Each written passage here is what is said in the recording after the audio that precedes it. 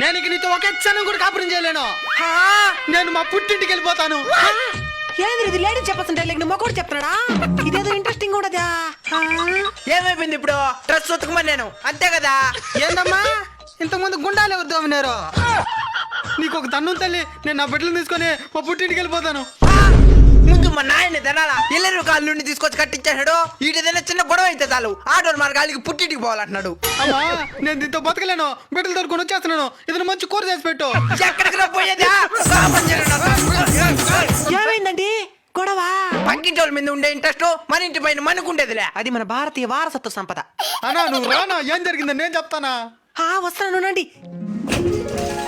ఇద్దునా పై నుంచి కింద దాకా మొత్తం చేరలేనా నా లింగి కన్నా విలువ వజ్రాలు దాచుకున్నట్టు కడ్డార్లు లాకర్లో దాచుకున్నా.